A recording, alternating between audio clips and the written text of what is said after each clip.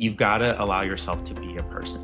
I think sometimes adults walk into classroom spaces and they're like, I'm the teacher, I'm the authority figure, I'm the expert, I'm unfortunately in some cases the warden, right? And really you've got to walk into a classroom space and like, I'm a person who's proximate to children. And that in and of itself can be a career-long journey. Allowing yourself to be a person, because when you're a person next to kids, they see you right away. And they feel seen by you. Right away. Welcome to Oxygen for Educators. I'm one of your hosts, Michelle Kinder, and you'll meet Chris Kent Phelps in just a bit. It's our hope to bring you thought-provoking, unscripted conversations full of actionable ideas to fuel your important work in the world. Thanks for tuning in. This space is for you. Hi, Chris. Hi, Michelle.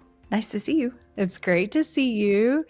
And when I was rewatching the interview that people are about to get to listen to or watch, I had the biggest smile on my face the entire time. These are like, I can't express how much their belief system has like moved into their pores, and then how much they extend that joy and commitment to humanity through their nervous system or something. I don't know, but they really impacted me in a positive way. I felt like this conversation was about way more than education. It was about staying human in challenging times and challenging systems. But what did you think?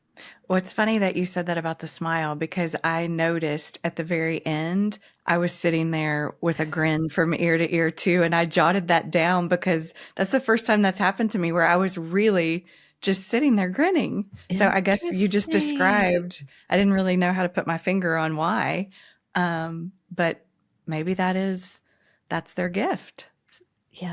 Yes, their authentic presence.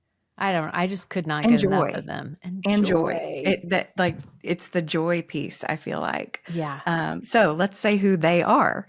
They.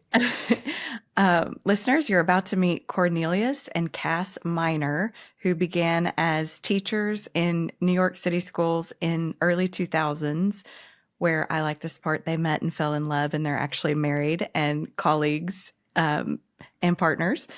They taught for a good while and then left to start a global education consultancy and write books. So they're also authors.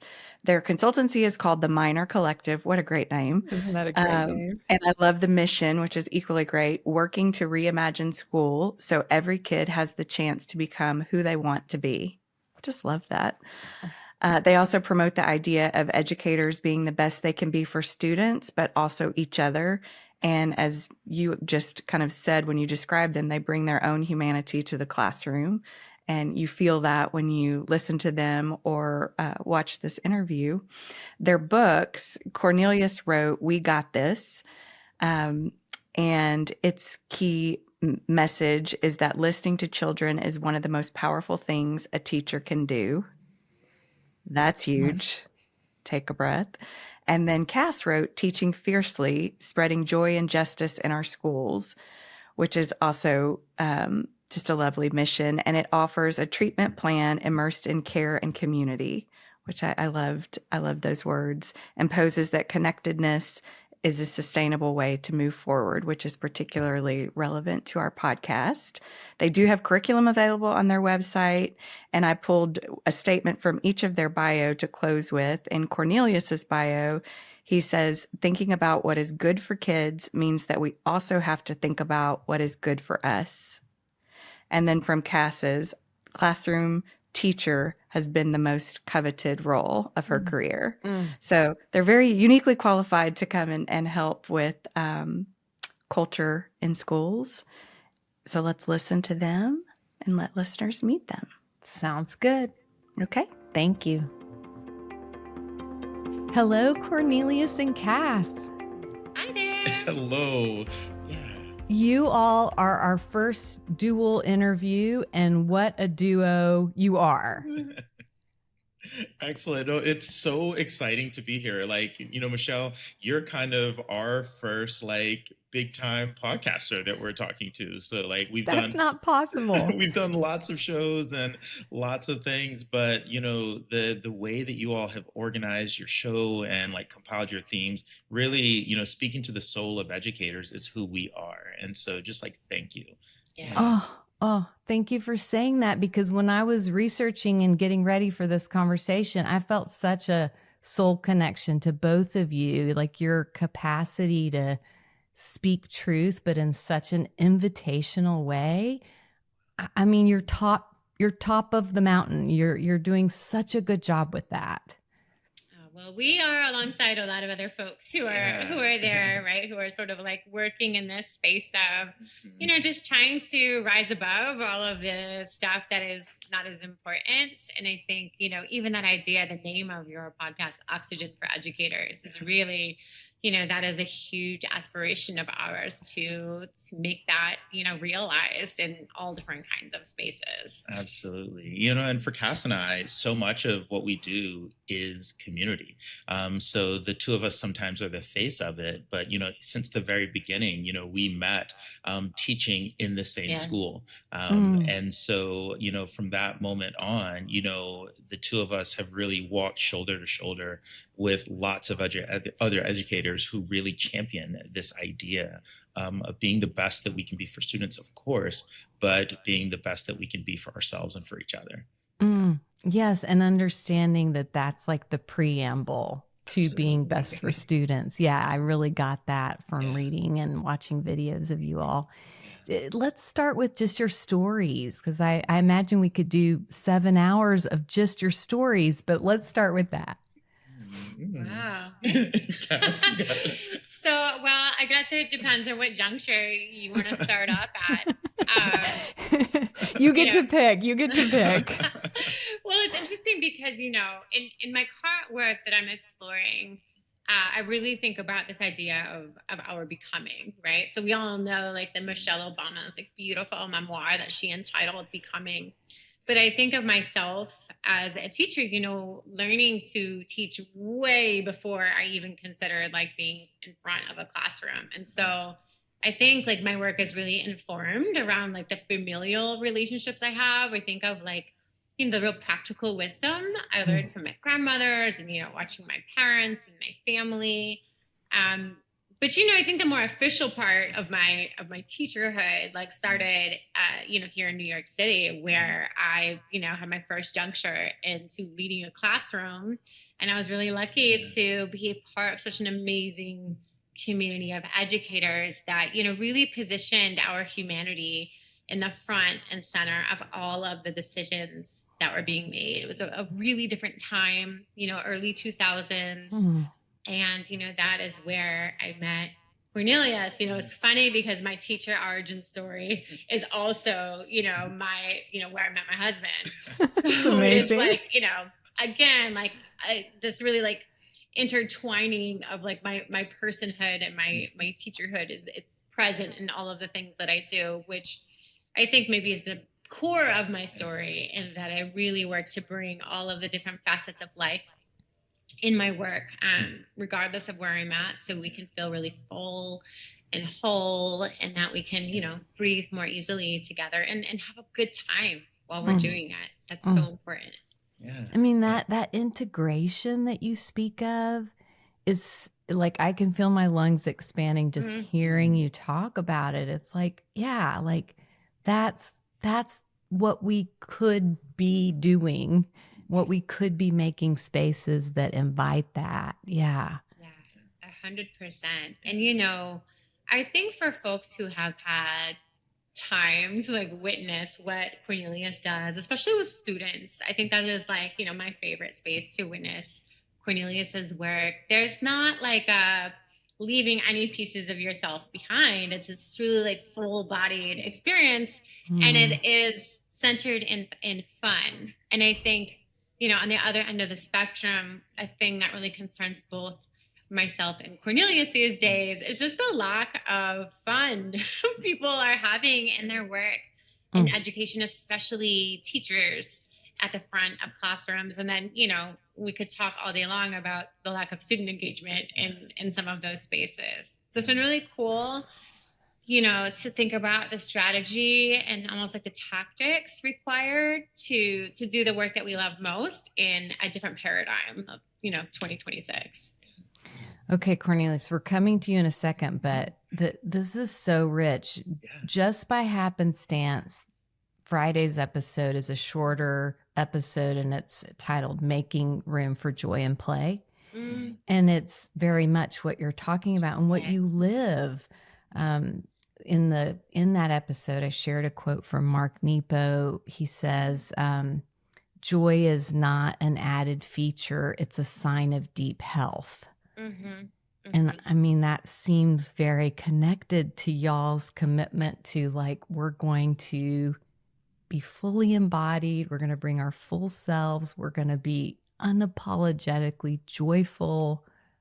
Whoa. Yeah. I mean, that is, it's so cool to think about how joy is, intrinsically tied to deep learning. And we especially know for our very, very young children who haven't really, been scrubbed of, like, the supposed twos of schooling, how the way they engage with knowledge is so exploratory. It's so curious. And so really, I think what the ethos that kind of like drives me and Cornelius's work is really like, how do we bring that into all of the spaces, whether kids are 4 or 12 or, I teach a lot of teachers. So, in their 30s, like, we're all curious. We all want to explore, but what does it look like, within institutional spaces? And I think that naming those things, like calling them what they are, like, is required for people to really understand, like, what is it, what does this mean for me in my work? What does it mean with this curriculum I have to teach? What does it mean when all of the students are having all of these different, needs presented? It's a lot for us to think about as teachers. Yeah. How about you, Cornelius? Yeah, my origin story is so inextricably linked to Kass's. I would tell my origin story in 3 parts. I am a huge fan of comic books, and so the origin story is somewhat of a standard in comic book lore. And my origin story has 3 parts. The first part, I was born in Liberia, a small country off the coast of West Africa. And to know the history of Liberia is to know 2 things. It's to know joy and it's to know scholarship.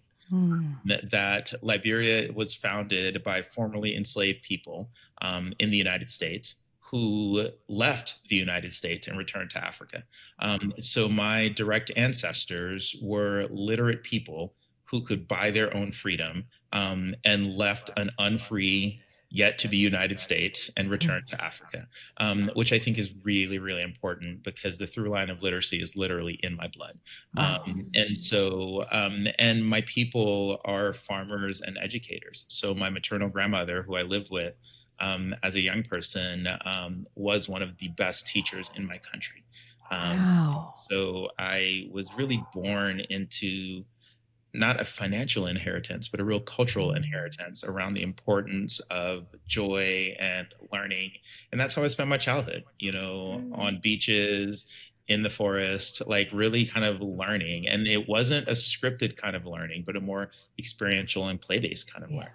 And so that's a huge part of my origin story. It's literally in my DNA. But then a second part of my origin story is becoming a New York City educator, coming of age in the United States in the late 90s, and then deciding to teach in New York City, I think is a real, not just a vocational decision, but a moral decision. To decide to teach in a city as beautiful and as great as New York isn't a decision about the geography of a place, but it's a decision about who the children are here. To know the children of this city is to really know divinity. And so I really kind of see my beginning as this commitment to teaching the world's children in this microcosm called New York City. And so it's really, really important there. But then the third part of my kind of origin is then becoming a global educator.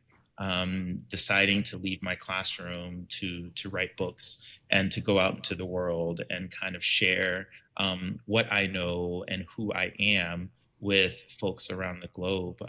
I'll never forget my first moments in classrooms, around this country and around the globe. And everywhere I went, you carry your identity, right? So I am a New Yorker, right? I am also West African.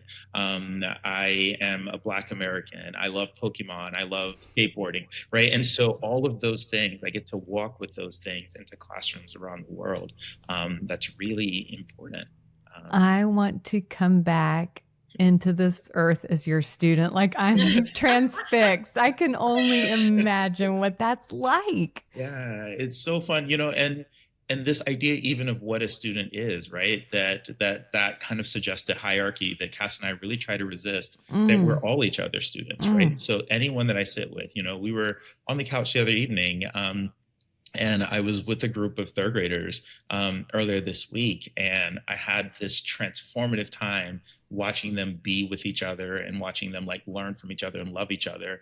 And so that whole period that I spent with them, they were really teaching me. I was like, oh, this is how humans need to be. And so I really love that idea of sharing, right? Even on the subway today, one of the ways that I wear my joy is I travel with a Pikachu attached to my backpack. And everywhere I go, people notice the Pikachu, and then they immediately sit down and they want to talk. And then, and we talk about anything from Pokemon to literal evolution to what they're reading. And in New York City, there are these people who come on the train and they're asking for money, and sometimes they will play an instrument. But this morning there was a guy who was dancing for money on the train, and he stopped mid-dance and noticed the Pikachu on my backpack and then held his fist out to do a fist bump. And I fist bumped him back, and I was like, I see you. And there was something really powerful in that moment. Here's a man, I don't know his life circumstances, but he's asking for money on the train. But to have a moment where we can meet in that shared joy. He kind of made eye contact with me, pointed at the Pikachu, and there was this moment, right? But it's that sharing, that's what education is, right? That come together to share science or mathematics or language arts, but we can share anything, right? And I think that's what excites both of us. Yeah. It's so grounded in our shared humanity. Yeah.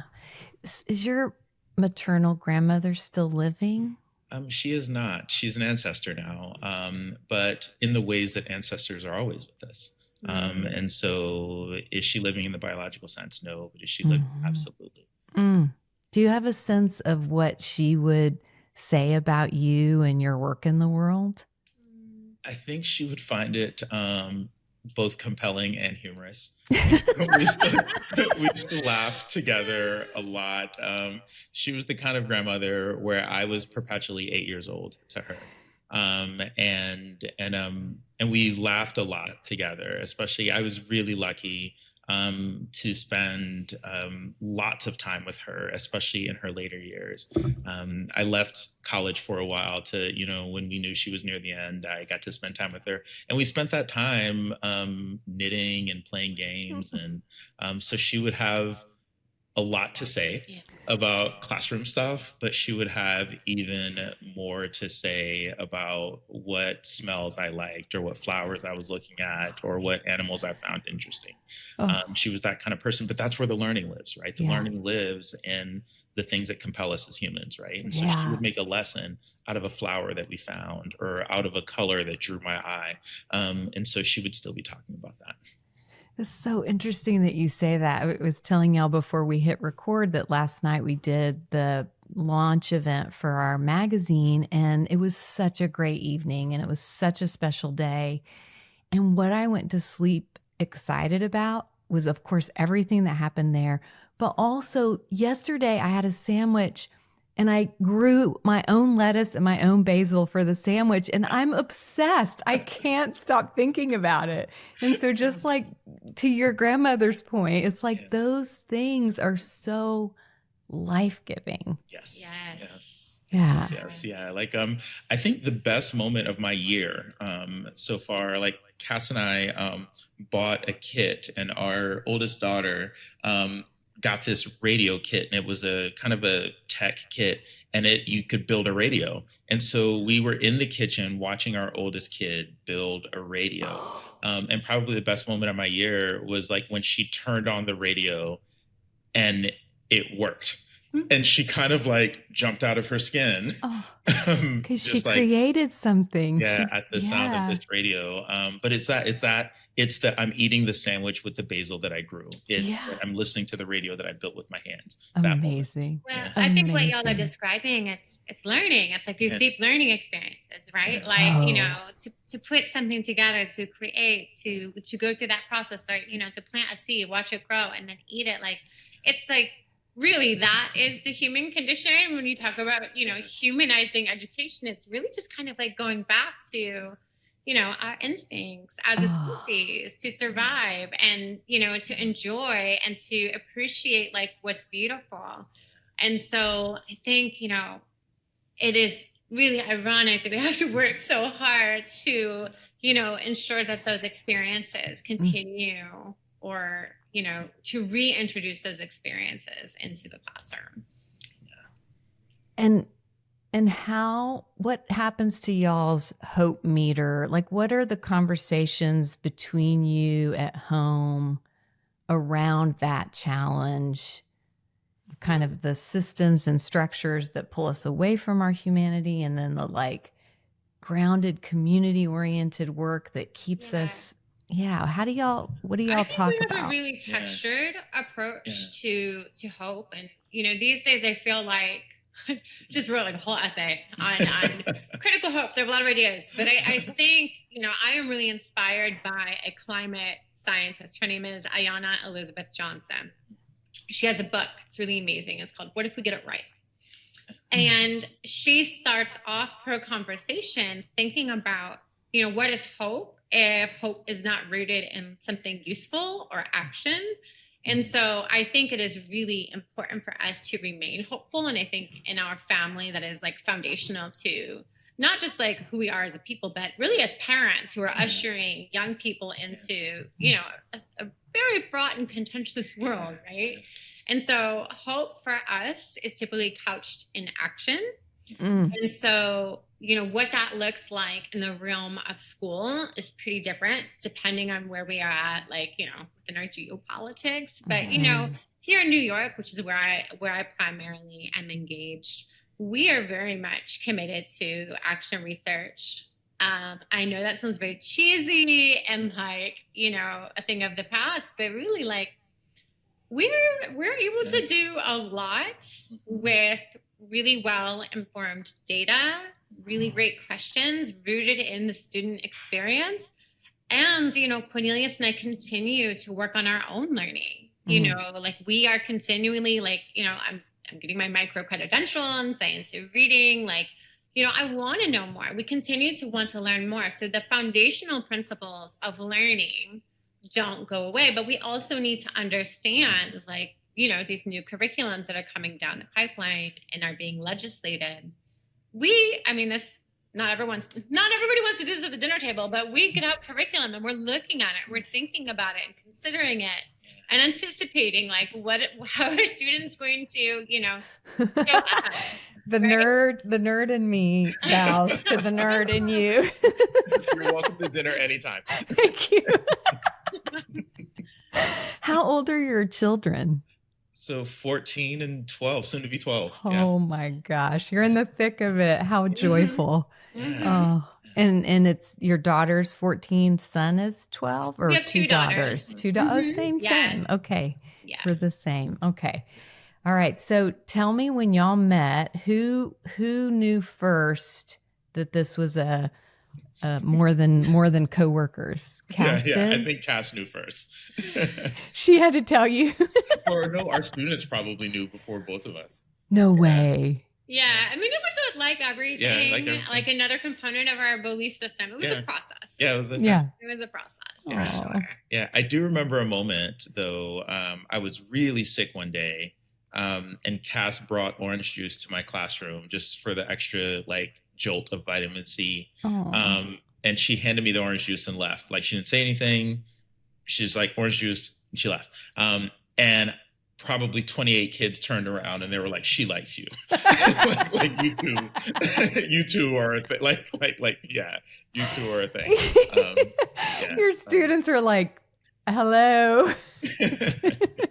But it's always been, Like, as long, I can't remember a moment without Kass. Oh, Yeah. that's so lovely. Yeah. This is a That's long so time ago lovely. too. We're Yeah. talking 2006, so Yeah. 20 years ago.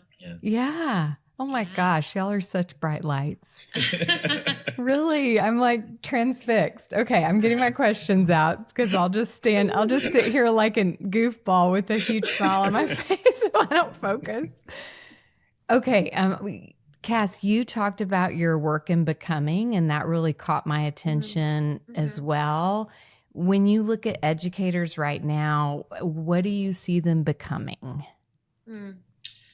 Well, I think there is a big difference between people who have been doing this for a while, who've seen a lot of evolution in our educational landscape, versus teachers who are in their very beginning years, Wow. who, sign up to teach, in a New York City or, in a rural town. And it's very exciting. Like very few people are becoming teachers because of like the paycheck or, the benefits or, the clout. Like that's not really a thing for educators. To some extent, secondary educators, there's some research that backs that up. But for most educators, they're in this because they really like being around young people, or they want to be engaged in some kind of like change making, like making the world a better place is the number one reason people become teachers. And so, one of the things about your podcast that I thought was really compelling, and I was very interested in it, because what happens when newer teachers engage in their teaching lives after they get out of school, or even during their practicum experiences, their in-service time, they have these really engaging lessons they want to do. They have these picture books from their homes. They have these stories they want to tell, these activities they want to, co-create or co-experience with kids. And they're consistently... there's systemic barriers and, sort of like the local barriers in their schools where they're not able to do a lot of the work that they had like preconceived that would be part of their everyday teaching lives. And so what we're finding now with newer teachers, especially, is there's this sort of like, well, I guess this is just what it is, right? Like I will just go through the motions. Or there are some people who are more... like their risk taking is just part of their personality or who they are. And they are sort of like trudging through and like figuring out through mechanisms like action research or through, various forms of advocacy and really thinking about what it means to, change the world one step at a time, whatever that might be. But I think that's where, folks like yourselves with this podcast, like re-engaging in that conversation, like it's not an either or. You can have a rigorous and deeply effective literacy curriculum without, throwing the baby out with the bathwater, right? Like we don't need to get rid of picture books. Like kids don't need to stop reading on their own. We can do a lot, but I think it really requires more people to be in dialogue with one another instead of just accepting, whatever is being mandated and, not defying it in any kind of nasty way, but engaging with it and talking about like, what are the merits for moving forward with this and what needs to be adopted or changed that can speak to the direct interests of students for their direct livelihood, right? Wow. Yeah. So I hear it's sort of like a healthy enough respect for whatever's coming top down to where, so it doesn't like consume you with anger or frustration, but then the work is in the bottom up. It's Absolutely. like, yeah. And there's like an image in my first book, Teaching Fiercely. It's called the community up model, where it's really the cylindrical framework, right? So if you think of everybody working together in a circle, right? Like there's no hierarchy. We're all, family, students, principals, superintendents, school policy board. We're all here at the same level. If we all pour in together, we're all in dialogue, like that whole circle like grows together and moves up together. It's not like, it's not like this distorted, hierarchical image. It's a real like communal gathering, communal decision-making. And we know that that's when people learn best, when they don't feel threatened, when they feel like they're doing more than, as Bettina Lowe says, more than surviving, right? They're really like thinking and growing and ideating together. Like deep learning is occurring, and that has a real power to transform schools as we know it. And you're making me think about like nervous system safety, like the Yes. kind of Yes. nervous system safety that happens when you're held by that kind of ecosystem. That's right. I mean, that is like something that, I can find in most curriculums, but in your classrooms where powerful learning is happening, kids feel like they belong, kids feel safe, and teachers feel safe. Yeah. Have y'all heard Martha Beck talk about, I'm going to mess this up a little, but I'm still going to try. She says, like the hierarchical systems, if you picture like a tower of sugar cubes, that's what we're moving out of. And it's not going to be a reorganizing of the sugar cubes with different people on top. It's going to be like the tower is set in water and the sugar cubes melt. And then it's that collective body of water, that non-hierarchical, like it's a whole new thing we're heading toward. And the destruction we're all experiencing feels very all the things, but I get really enthused, and I can tell y'all do too, about, what are we midwifing? Like, what are we collectively midwifing, and how do we show up in a way that it becomes something totally new that benefits more people more of the time? It's like Earth's maternity ward. I love that. That is what we are experiencing right now, for sure. Wow. Hi, I'm Katie Worden, producer of Oxygen for Educators. I want to spotlight our sponsor, TackyBox. TackyBox is an elementary school program that pairs innovative content with a tactile tool in daily practice to teach children to self-monitor their own words and actions and their responses to others. It's a proven tool that reduces behavior incidents by 66%. Through daily self-reflection, students build self-awareness, self-regulation, and meaningful connections.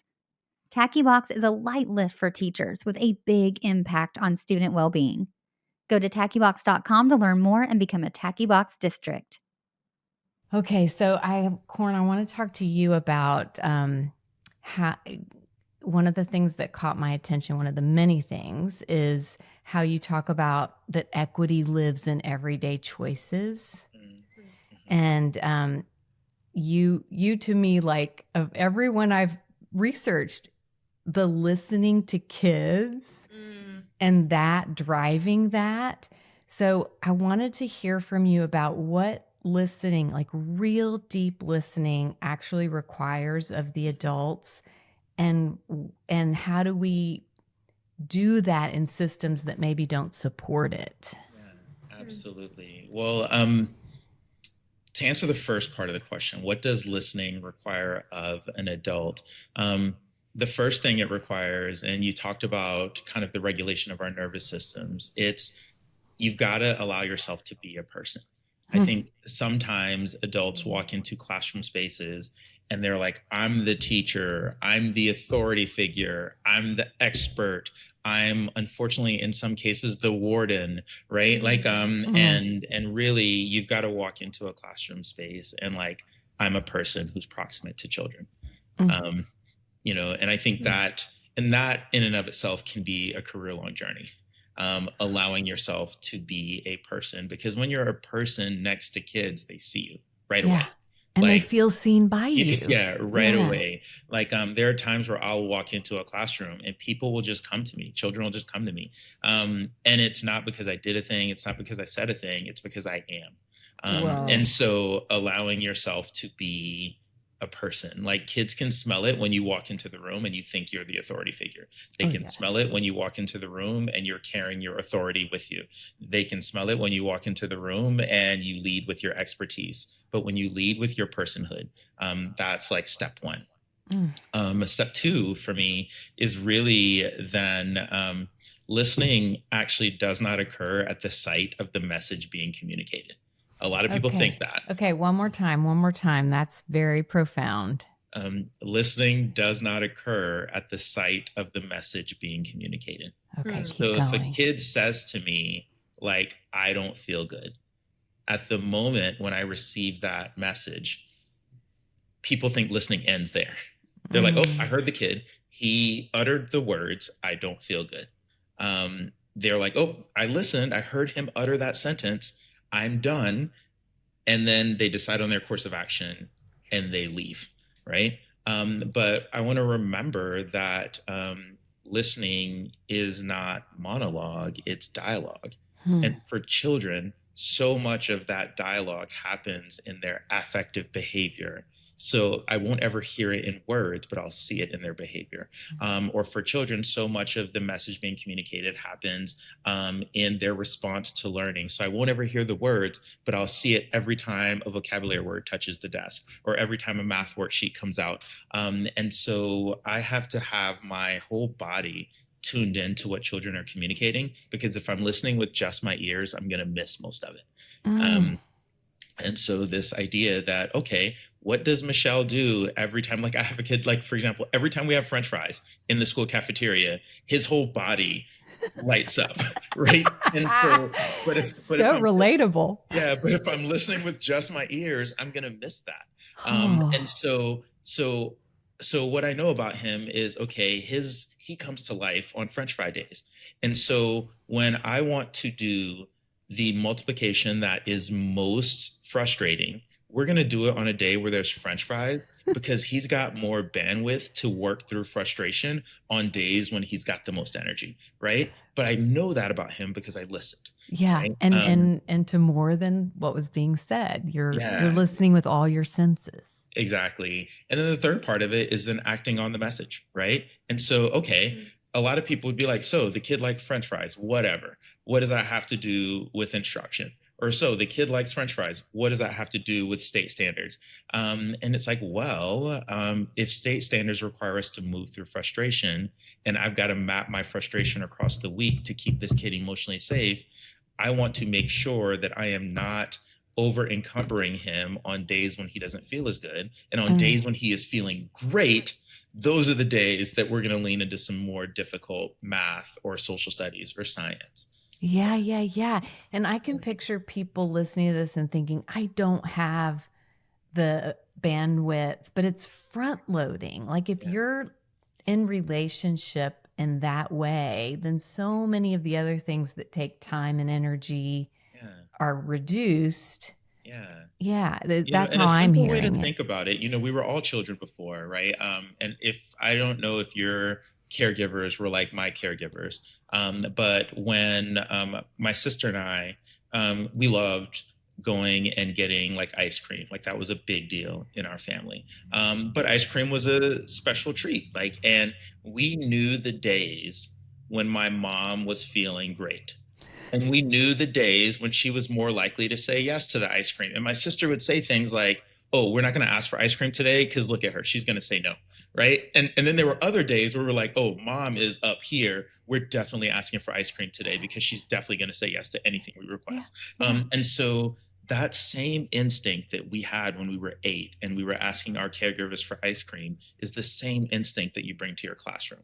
What are the days when I can ask my students for something huge? Wow. I also feel like it requires us to eschew some of the urgency we feel that is really unimportant to kids, showing up in the class, right? And so one of the things I've seen Cornelius do, and I've done in my own practice, is it is difficult to be present.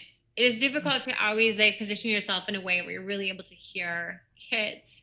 And so I think extending yourself grace as you work to really deepen your ability to listen and hear kids. And I am writing notes to myself all of the time. And so even if you're not able to really hear the kid in the moment, because we know the 45-minute period of time in the classroom is really intense, revisiting that conversation or revisiting the child at another time is that is everything. There's always more than one opportunity to listen to kids. And I think it's really important for us educators to embrace this idea that it is ongoing. It's never just one point in time. And it's one of my personal pet peeves just in education when we feel like people have to like know it right here and now. It's like process. Yeah. Oh my gosh. And I'm thinking about the kid on the other side of that secondary interaction when a teacher's like, oh, I remember you shared this and I was thinking about you. The I was thinking about you, those things are the things that the kid 20 years from now is going, this person spoke identity into me. Like I knew I mattered when my teacher said, I've been thinking about this and there was follow up. Yeah. Yeah. Super meaningful. Oof. Okay. So that was a phenomenal concrete example of that with the kids. I'm thinking about the adults in the building ecosystem, the coworkers, the community care. How do you think about it in that sphere? Wow. Everyone involved in a school wants kids to do great. Not everyone has the tools or the hope. But by virtue of you stepping toward a school at 7:50 a.m. in the morning, that means that there's some part of you that believes in children. Now we get lost on the way. And sometimes we go in circles, or sometimes standards or the government or mandates send us in directions that we don't need to be in. But like everybody in the building wants children to do well. And so I start with that kind of understanding that nobody wants to do harm to children. Now, sometimes we end up there because we're following the wrong goals. And so starting there, I really try to identify like endpoints or goals. And so it's Grant Wiggins, it's backwards design. Like, where do we want to end up and what do we need to build to get us there? Because everyone has a destination, right? Like, and the destination is, oh, I wish the kids knew more science, or I really wish the kids could complete this like math project. All right, great. That's your destination. So now let's think about three things. Let's think about the kind of teaching that we have to do to get them there. Let's think about the kind of learning that we hope to build for them. And let's think about the kind of listening that we have to do to glue it all together. Wow. So. And what I think I'm hearing is that when you work with whoever from what they are tuning into and care about and want to see happen, then they're like very stressed out hearts and souls kind of like open a little. Exactly. And they can, they can connect with, that even if I don't see eye to eye with a person, but we both want science for children. Then we're moving in the same direction. So even if I don't see eye to eye with a person, but we both want high, academically rigorous vocabulary for children, then we got something to work with, and so it's that idea of like, let's start with the goal and like build the structures that get us there. If there are people listening who are not finding themselves in that same kind of like very alive, bring your whole self to work, community, what advice do you have for them of like maybe even being that little spark to create that where they are, as opposed to like waiting for it to happen to them? One of the things that I've been helping people to see is like, I don't want to challenge everybody to be the spark, because that's hard. And you have to decide that that's what you want to do. Wow. And so because to be the catalyst is a responsibility. And even for Kass and I, being catalyst all the time is really hard. And so I say to folks, don't be the spark or the catalyst, be the partner. And so get one other person. You don't need the whole staff to buy in. You don't need the whole department, but get one other person that you can like really form community with. And what will happen is that in community with one other person, when the work is going well, the two of you will start to shine really brightly and other people will come. Yes. So don't you be the catalyst, but what will happen is your work will become the catalyst. Wow. That's so much. That's such a more inviting bar. And it just feels very clear to me. Like if I was listening, I'd be like, okay, I can do that. Like that feels nourishing from the jump. Nice. I also feel that, the invitation for folks to really like show up and feel whole in schools, it has become increasingly challenging. right? We know that, there are certain states in our country where, if you are part of the queer community, it really isn't safe for you to show all of the pieces of who you are in Yeah. a school space. And so, I am very mindful of, it is ideal if we can bring our whole selves in classroom spaces. That is really where, what I believe, and there's a research body to show, like, that is where the deepest learning occurs, and the most positive classroom experiences exist. And yet we do have to navigate institutions wherein folks really have to consider, to the level they are going to be safe and able to do their jobs, to the extent they really show up as their whole self. And sometimes those identities are hidden, sometimes they are not. To be Black in some schools feels different depending on what state you're in. And so that is something that Florin and I are consistently in dialogue about, not just with one another, but also, as we're working in communities and encouraging teachers to, be a catalyst or engage in inquiry together, what that looks like, depending on, where we're at and what the politics are. Oh, that's so important. Like, there really is a safety equation that everybody has to think through. And then also just a naming of, if you're experiencing that and you are feeling moral injury, of course you are. Like, that's such a heavy load. Absolutely. You all mentioned the work you do. I mean, obviously it's life-giving. I really want people to go to YouTube because it is coming off of y'all. You are vibrant humans. But it's hard. You mentioned it's hard. So tell me what you do. You've sprinkled through our whole conversation, but what are your practices? What are the ways you stay resourced personally? That is such a powerful question. I think oh my gosh, that reaction was the best. That's so fun. I love that question. I think it's so important because I think, Cornelius and I are kind of getting to the other side of, there was a period of time, particularly during COVID, and 3-4 years after that, where it was really just full immersion, really Band-Aids, problem solving, just in the thick of it, and it was never, there was no boundary, right? It was just always there. And because we are married and we have this organization together, it was just all the time, everywhere. And so I think, in recent years, I'll say the last 2 years, we have really been working hard to think about boundaries, not necessarily separating ourselves, but really putting a boundary on when I'm going to just, enjoy myself and not put pressure onto, feel like I'm accomplishing all of these things or meeting these benchmarks with schools.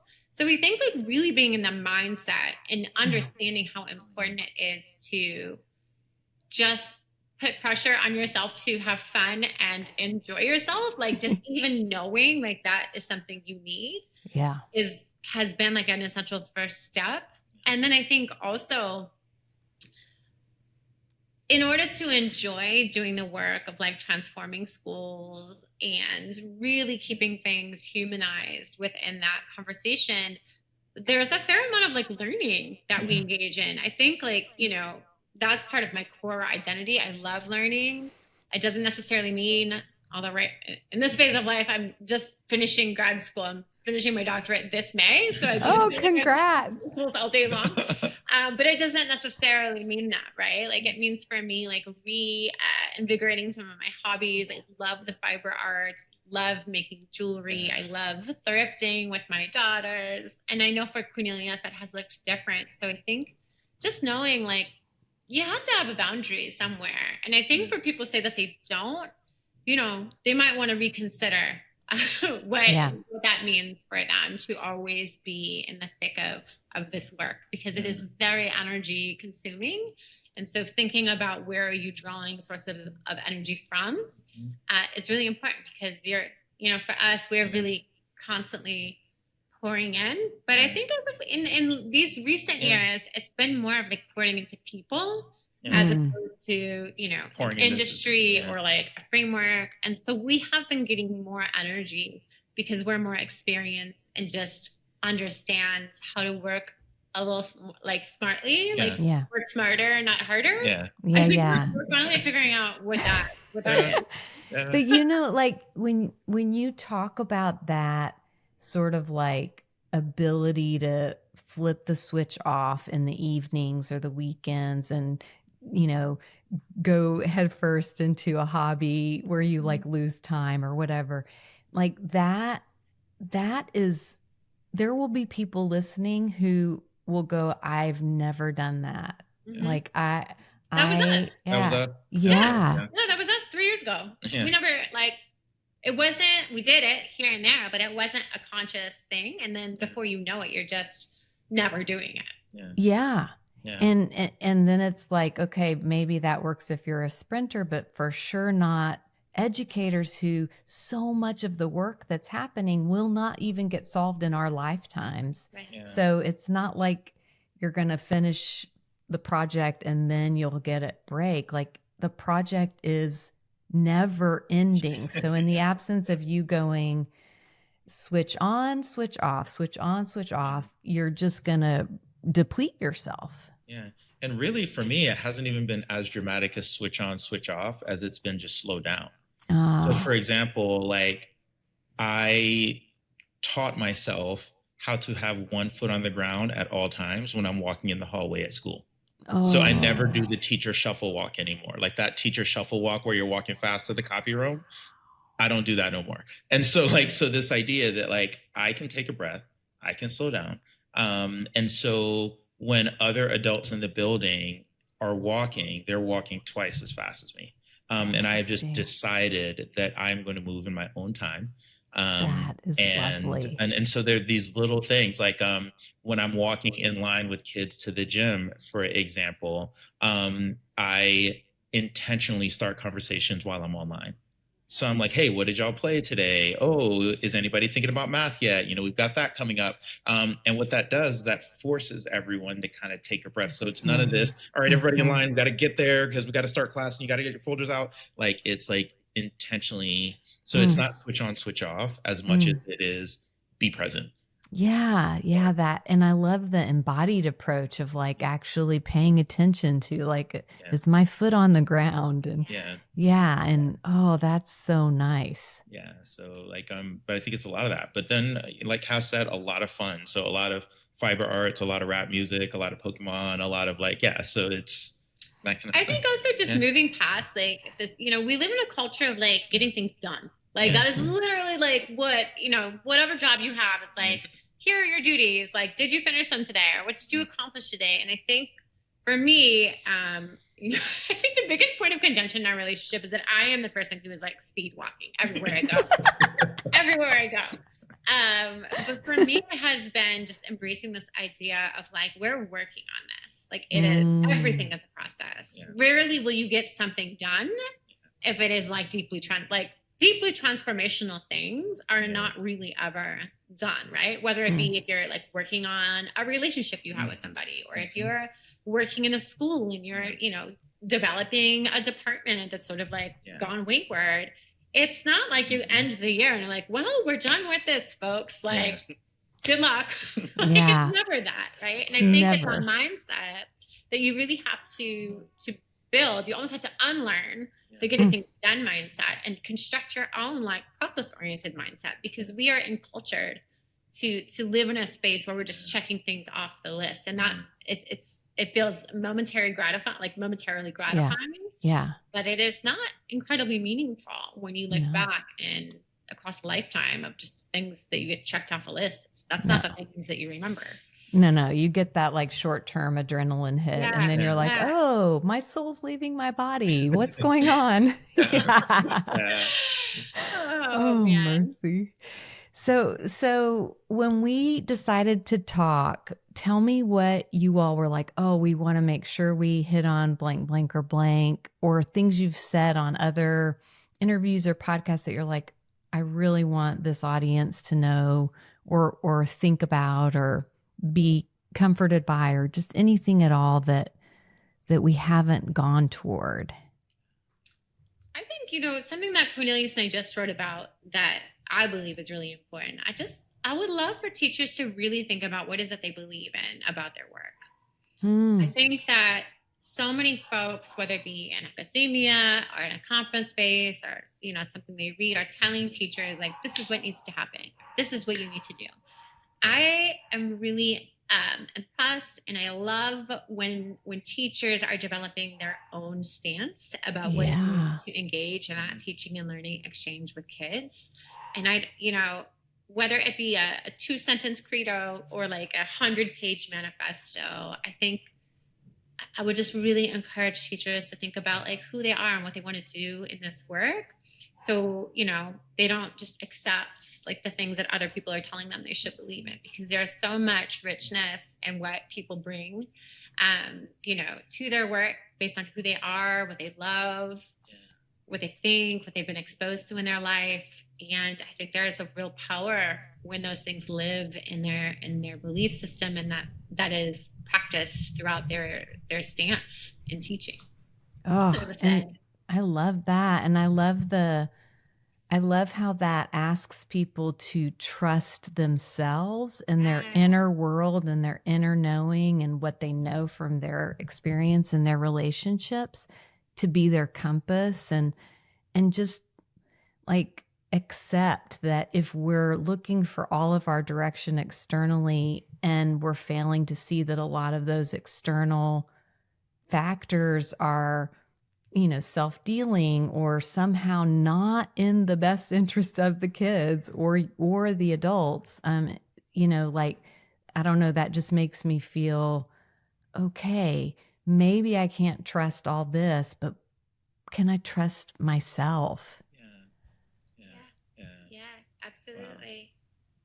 And connected to that, like, I am working with a colleague right now through an incredibly difficult moment. Like, budgets are weird right now and money is tight in a lot of places. And so her superintendent had to cut some positions in all of the departments. But she's in English and they're faced with these budget cuts. And so they're sitting around the table and they're like, one of us has to go. Mm. And you're working on a team of people that you love, people that you have served kids with for years. And you're looking around and one of us has to go. And what she did, and she's such a powerful colleague, she looked around the table and everybody at the table is a younger colleague. And she's like, I'm 3 years away from retirement. I'll volunteer to go because financially I can deal. I'm in a place in life where I can deal. And you all have younger families. And so I'll be the one. And so she volunteered to get laid off. And all this is happening in real time. So we're all like happening in real time. And as she processed it, and as we processed it together, she made the decision consciously. She's like, I'm going to be okay. I'm going to be fine. Like, I've got a husband who's already retired. I'm just going to be joining him. It'll be financially, we're okay. But then a few days later, what really hit wasn't the finance part, wasn't the layoff part, but she was just like, my identity is changing and I don't know what to do. Like, I'm no longer teacher. In 5 weeks, I am no longer teacher. I have been teacher for, 28 years. And in 5 weeks, I am no longer teacher. And this is a surprise, right? She volunteered into this. And so in 5 weeks, I'm no longer teacher. And so if I were to kind of like talk about a thing that I want teachers to consider who are listening to this podcast, it is, this job is not who we are. Right? Like, we are who we are. And so it's really helped me to like think, as I'm working alongside this colleague, it's really helping me to think, like, who am I that is not author, that is not coach, that is not practitioner? Like, what is Cornelius? Because I don't want to be at that same juncture in my career trying to figure out, okay, I've got 5 weeks before this employment is over. And now I have no identity because the employment has ended. And so really, I want people to really kind of consider that. Yes, this takes up a lot of our time. Yes, this sits on our consciousness in ways that other things do not. But what is Cornelius? That is not related to the state of New York's ability to keep me employed. Right. Yeah. Yeah. Oh my God. There's so much in that story. I mean, I'd be remiss if I didn't say it sounds a lot like the Hunger Games, which is not okay. Yeah. Like, it's awful that that team was put in that position. It's extraordinary that she saw it with the eye she saw it. And it's heartbreaking that she's having to leave not on her own terms. And it's such a great signal that you're putting out of like we can be who we are and express ourselves with our whole hearts in whatever work we're doing. And if that work goes away, we're still who we are, and we can find another avenue to express ourselves with our whole hearts, as opposed to, I am the job. That's what I'm hearing you say. Yeah. Yeah, no, and it's beautiful that to have the opportunity to work through it as a team. You know, we've done everything else as a team, and so that now that we get to kind of do this as a team, and really this idea that what we're doing is we're taking care of each other. You know, when I think about this podcast, when I think about what me and Kass do, that's all we want people in the profession to think about, is how are we taking care of each other? Yeah.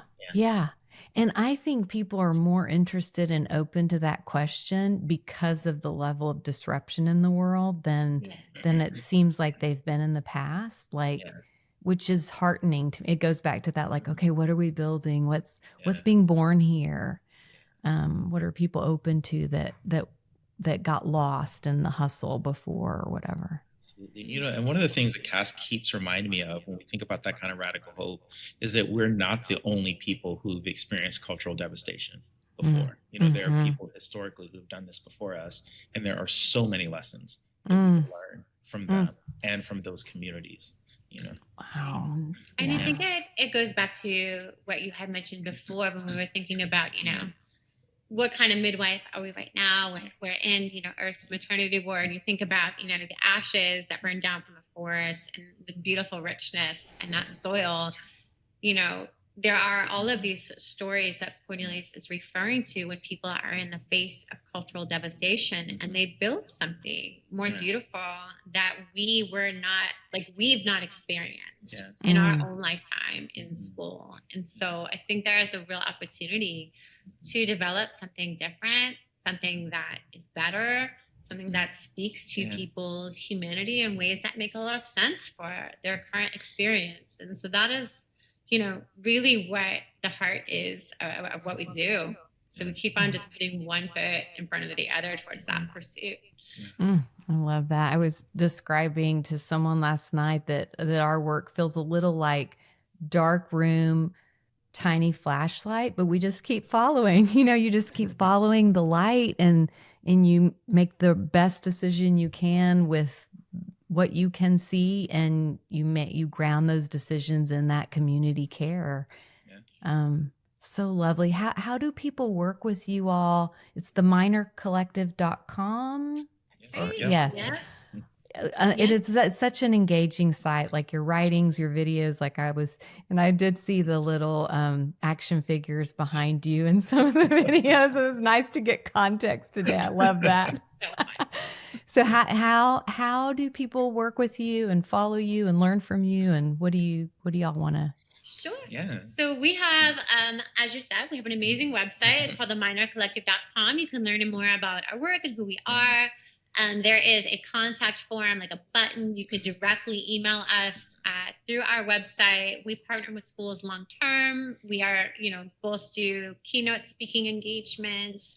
We also love working in a really like intimate kind of way, you know, coaching the coaches, one-to-one coaching work. Yeah. And, you know, we love being in classroom spaces. So we're very creative and flexible in our approach to, you know, thinking about building school community and more powerful learning experiences. And I would say that's the best way to kind of like keep up with us. Just check out our website. There's a newsletter link there too.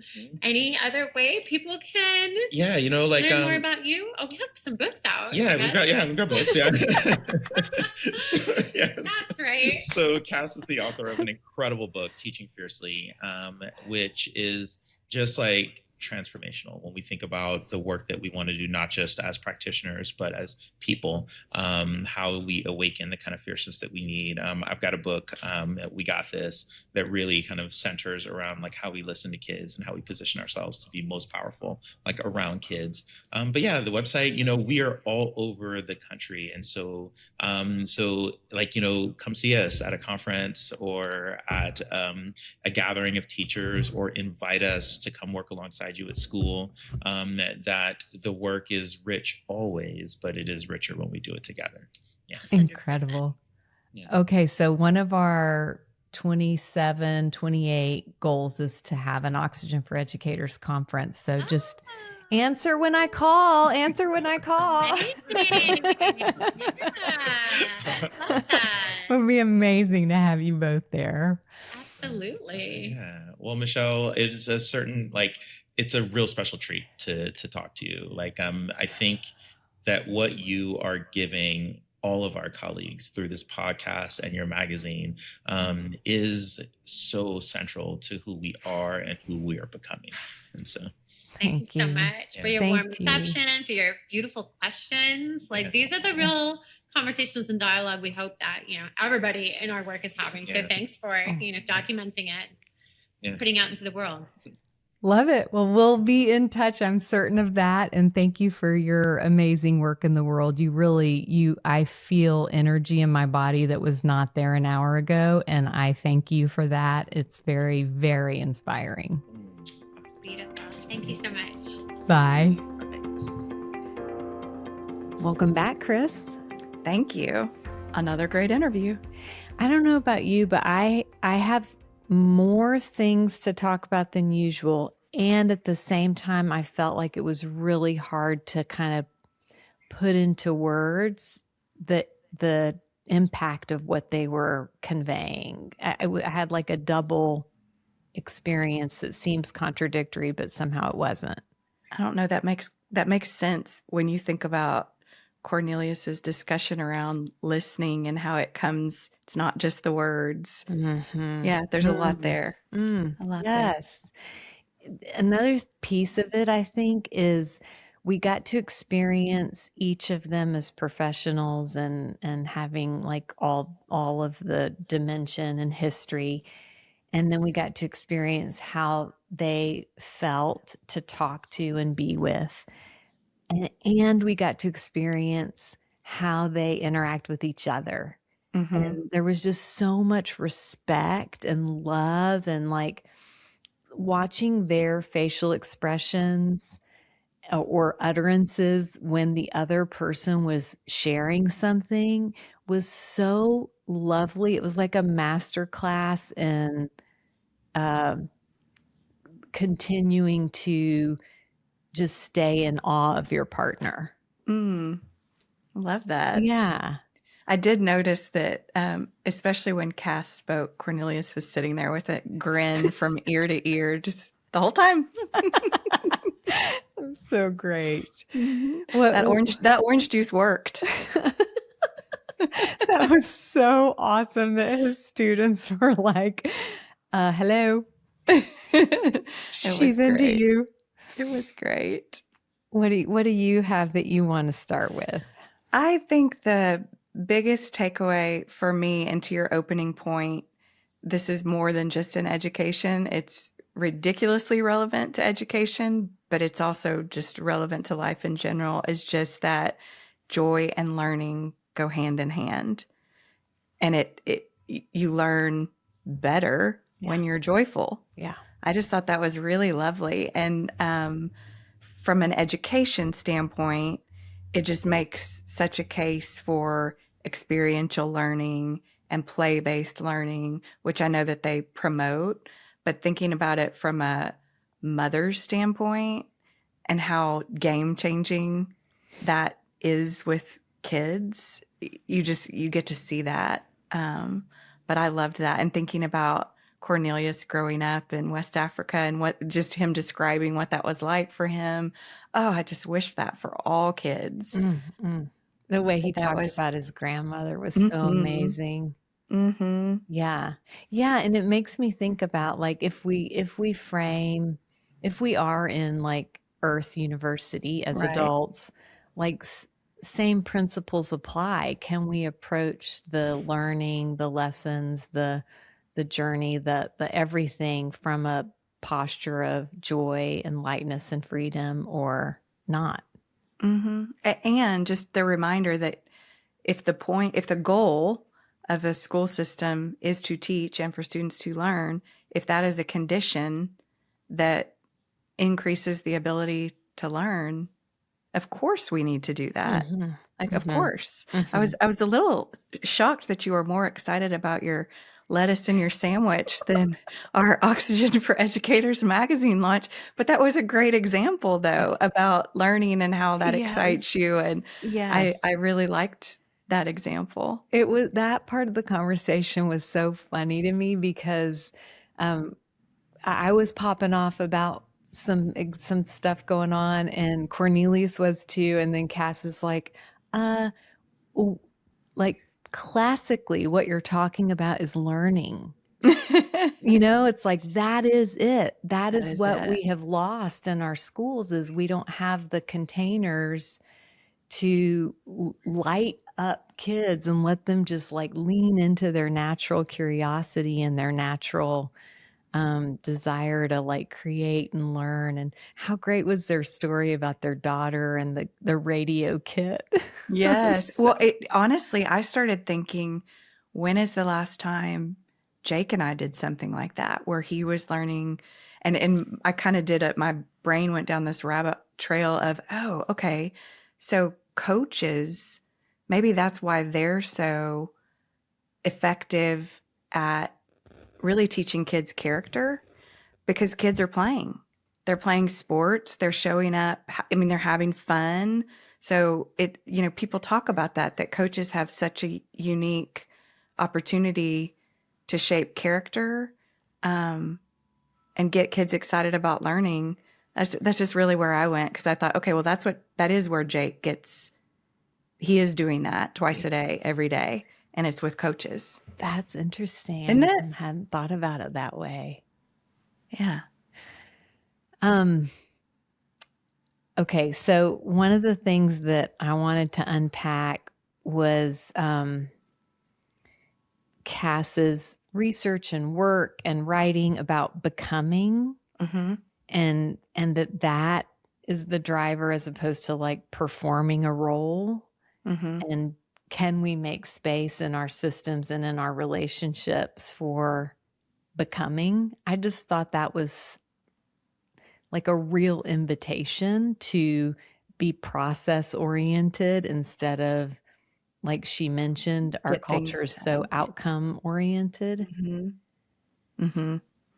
Yeah, I loved that too. And I was walking this morning and I was listening to a podcast, and they were using the term rewilding, and it's kind of the same thing, like not becoming a XYZ role, but becoming yourself and getting back to you so you can bring your whole self to work. Because if you don't know yourself, if you haven't done the work of becoming, you can't do that. Yeah. And then therefore kids don't see that piece and learn how to do that themselves. Yeah. In that same section, when she talked about that tension between who educators thought they would get to be and then what the system allows them to be, and then I don't know, like she both of them, to me, she in particular in this context, it felt like such a good example of how to be in systems with like a rebellious spirit that doesn't fizzle you out, like not angry rebellious, but like freedom rebellious. I don't know if that makes sense. It makes perfect sense. And I actually jotted down, I said kind of my takeaway was, don't accept what's being pushed down to you. And I think she said, be in dialogue and figure out how to adapt what's being mandated to your beliefs about your work, which took me to the Pernille Rip episode and how she did that with reading curriculum. it's an invitation. And I was going to say, especially for new educators who might listen to this podcast, I would encourage people to go and listen to that, because I think she gave a very tactical, here's specifically what I did. Yeah. But yes, I loved that. And it kind of, to me, that piece of it ties back to that hope is rooted in action, which you guys talked about, and that's their family motto. It sort of seemed like, or one of them, that hope doesn't come without actual action. Yeah. Yeah. Yeah. I Which I liked how they liked. spoke into that too. It was clearly something they had thought about and been in dialogue about. And I loved them describing their family dinners, and they were like opening up curriculum and being like, okay, if this is coming down, how can we live within these parameters in a way that doesn't ask us to abandon ourselves or abandon what we know students need. Mm-hmm. So Yeah, I good. loved that. I actually thought about, I can't wait to see what their two kids do with their lives. Can you imagine if those were your parents, like growing up, having that dinner and just getting to be around that, plus all that joy? Yeah. Yeah. I bet their daughters are really interesting people. Completely. I bet they're the most extraordinary at not projecting something onto their kids, but just letting their kids becoming. Yeah, like here's a safe container for you to become exactly who you are. How about Cornelius's conversation about listening? Yes. When he said, listening does not occur at the sight of the message being communicated, and then he went on to describe what that meant. I have carried that since our conversation and just started to like pay more attention to the different ways I listen or don't. And it's playful. Like that's playful. That's a playful space just to kind of start noticing, like, how am I in relationship with my environment and the people in my life at the level of listening? And that was step 2 to kind of his outline for how an adult listens. And step 1 was just kind of showing up, being you, right? Instead of a warden or the authority, and I liked that a lot too. Because I think if you show up that way, maybe the words will come as step 1, and then your role is to then watch from there on, watch for behavior too, to pair the behavior with the words. I loved that. And then he said, act on the message. Yes, that's exactly. Take action. Yes, so good. And I also loved Cass's contribution to that conversation, which was to give yourself grace. Because if you miss it in that moment, you could still ponder afterwards those behaviors and then make sure you go back and come back and address, which honestly might even be more powerful to receive at that point after an adult has gone away, thought a little bit, and come back and, made the point through action that I have been thinking about you. I have been pondering this, and now I'm back here for you, with you. 100%.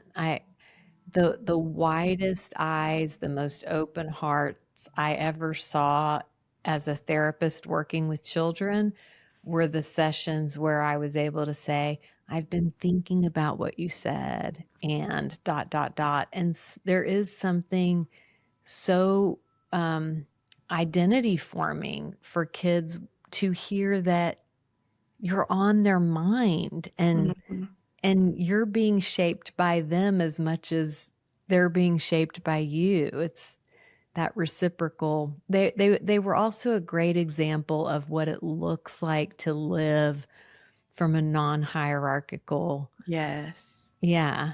We're all each other's teachers, I think they said. Yeah. And you Those are really believe them. I believe them.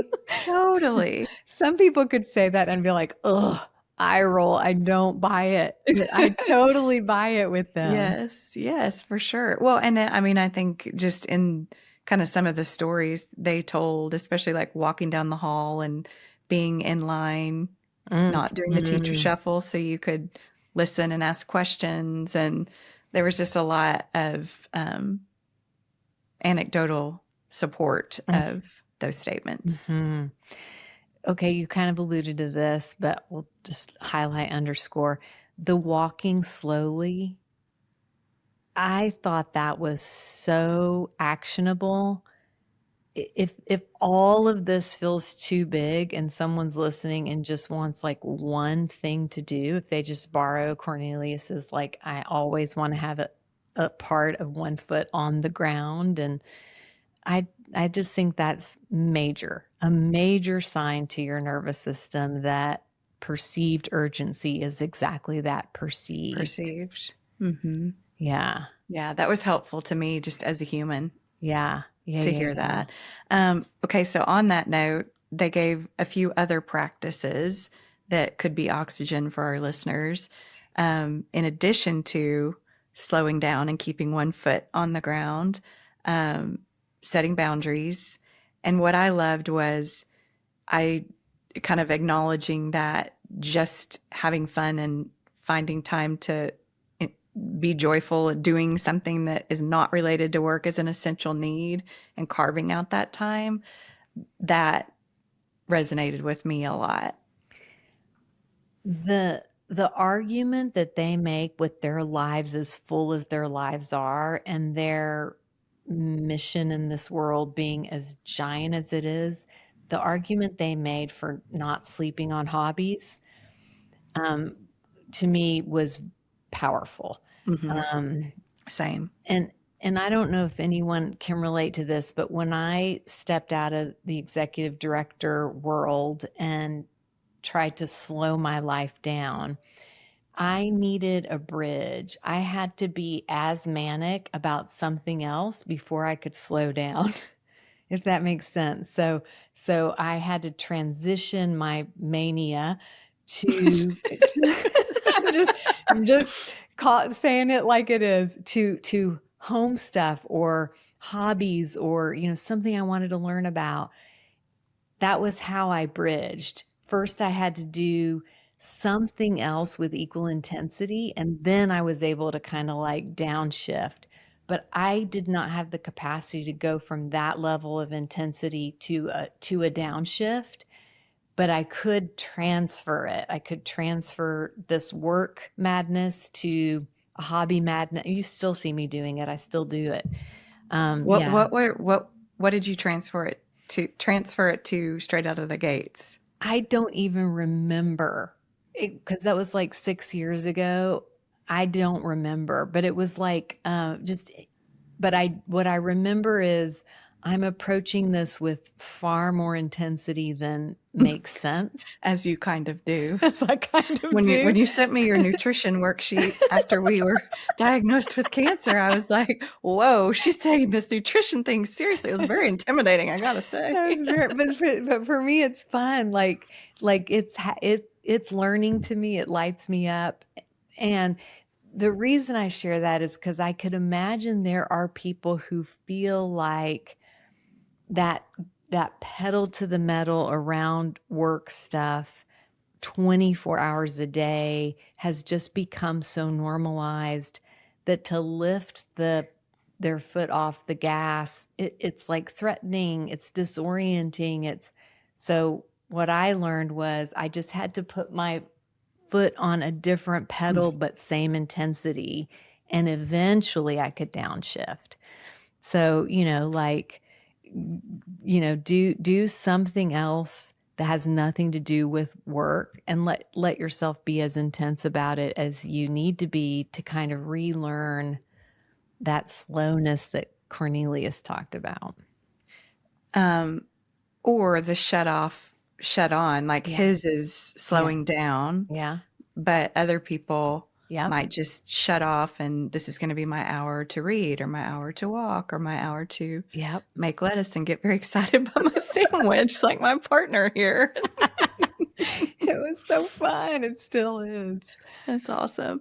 Okay, so boundaries, continued learning or hobbies, slow down, and then you alluded to this earlier, but just to remind listeners that this is one of their practices, unlearn the get things done mindset and adopt, or no, they said not adopt, construct your own process oriented mindset, which I liked. And I personally, I found that to be anxiety reducing for me. Like when I was an individual contributor sales rep, you always have that quota hanging over your head, and it creates so much stress and anxiety. And I went to a consulting company where they had us not focus so much on what that magic number is that you're supposed to contribute, and focus on number of meetings, number of calls. And so that is what became sort of what you worried about. And as long as you were doing that, then the anxiety around that end result kind of went away. Oh, that's so I thought interesting. about that when they talked about that, because before it was just get it done mindset, but then it broke it down into a process. So I just wonder if what would be the applicable process in education. Yeah. Or transferable. Yeah. That's very interesting. And you just trust that the outcome, that if you're focused only on the outcome, it's paralyzing. If you focus on the process, the outcome takes care of itself, or doesn't, but you've done everything that you can do to influence it. But it takes away the just some of the stress and anxiety towards it. Yeah. Nice. Yeah. What else do you have? Okay, I really want to talk about, you could tell they had major hours logged on the ground around real complexity. When I asked them about being the spark in a system, if the system's not already sparking, and they said that can be really hard to do and really overwhelming, and that their advice to people is to just find one other person and be the partner, worry about being a good partner, moving something forward. That was so elegant. I loved it. Because everyone listening could do that around something small or big. That just feels so invitational to me. Well, yes. And I loved when Kass was talking about kind of we're getting to a place where it's communal decision making, and you're all kind of in a circle instead of the hierarchy, which sounds a little utopian, right? But to me, a way to take a step towards the vision that she was describing is exactly that. Like, you can find your partner. Yeah. And that's a way to at least move towards that utopian vision. And to your point, we can all do that. Yeah. I actually kind of started laughing because like, maybe that's why I professionally chased you so long, because I wanted you to come be a catalyst with me. It was lonely. You were like, come on. Neither one of us have to be the spark. We can just be good partners. But I love that. And I love the acknowledgement that it's hard. It's hard to hold that. And it made me happy that the orange juice worked and they got married and they're doing it together, because it'd be really lonely if one of them was doing all this on their own. Yeah. It was they were. Yeah, everything we've already talked about. I won't go through it again because that'd just be weird. I warned them that we would sound like stalkers by the end of this call. Speak for yourself. Oh, come on. I know you're right there with me. What else? This is just more of an observation than a big point, but I just have to say it because I really got teary when he said, just so, like, it wasn't a big, huge statement, but to me it was a big, huge statement. To know the children of New York City is to really know divinity. Oh my God. Holy smokes. That was poetry. It was beautiful. It was just beautiful. And it, to me, the whole goal of spirituality is learning to be childlike. So kind of to see and acknowledge that that's divinity, and that's what we should all be working toward. That's the whole rewilding, right? Like getting back to that place. But I just loved those words Mhm. that you don't hear that often. Yeah, that needs to be front and center on their beautiful website because that I had the same reaction You to that did? Okay. sentence. Yes, I was like, rewind, take it in, rewind, take it in. Like it really landed for me too. Good. It was it's poetry. It's poetry. And just the fact that you could tell that was a true Mhm. belief. So what about his at the very end where he was talking about the coworker and how they're working through her leaving but not on her own terms, and like just the level of care and respect that he and his coworkers are taking to navigate that situation, and the way he talked about it was so impactful. And it really hit me when he talked about, for him, it's like a wake-up call that his identity be encompassing of the work he does, but not all about the work he does. And I think we can all learn from that too. And I think that's must be so difficult for educators because they're doing such a meaning based piece of work in the world. I hope this comes out the way I mean it, but I also think it gets weaponized against educators, that when their whole identity is connected to their role, a lot of bad behavior from systems gets sort of put on them. And so one way to be in a different relationship with systemic bad behavior is to remember who you are that does this job, as opposed to this job is who you are. Mm-hmm. What tips would you give listeners for doing that?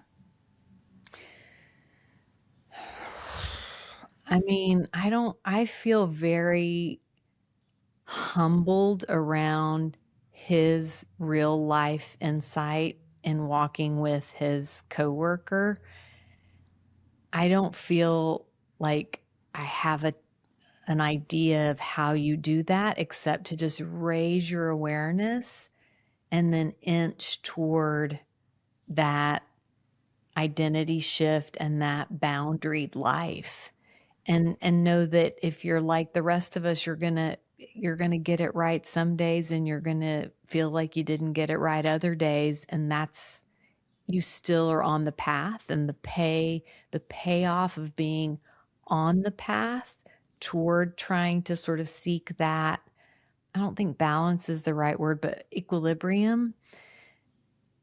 You get a nervous system payoff from just putting yourself on the path. You don't have to get all the way to clouds parted, sun's shining. I'm completely clear that I am more than my job. Just be on the path. Which takes us back to the mind shift of getting things done or accomplishing to just the process. Yeah. Right. Yeah. And I guess that's the process of becoming. Yeah. Whenever I was working in teams a lot more, we had this triangle that we would look at, and the 3 points of the triangle were outcomes, processes, relationships. And the point of it was, all of us have a bias, like, and our culture has a bias. Like, our culture is very outcome focused. Some people are very outcome focused, and they blow past processes and procedures, and they blow past relationships. Yeah. And then and when we're under stress, it gets amplified. So like the point of the triangle is that you know where you err, and then you try to like hold that with care and balance it out. I'm also very outcome focused, and I had many times when I was doing leadership roles where I would blow past the relational piece or even the process and procedures piece to get to the outcomes. And sometimes it served us, and sometimes it really hurt us or people. And it helped me to just become aware of it and try to sort of seek more rounding out in the areas that weren't natural to me. That shocks me that you were that way, because you're not that way today. Mm. So coaching's worked. Well, intentionality and growing up and, just like All the things. it's kind of, I feel like Cass alluded to this. It's like becoming more obsessed with how I want to be in the world as opposed to who I want to be in the world. That's what has served me to be more process, more relationship oriented. That might be a piece of the answer of kind of separating your identity Oh, interesting. to be thinking about how you want to be in the world. Yeah. Yeah. See, you answered. Great tip. Great tip for listeners. Way to go, you. Gold star. You had to tease it out. What else do you have? I was just looking. I feel like we've covered a lot of the big rocks. Yeah, you talked about hope being about action for them.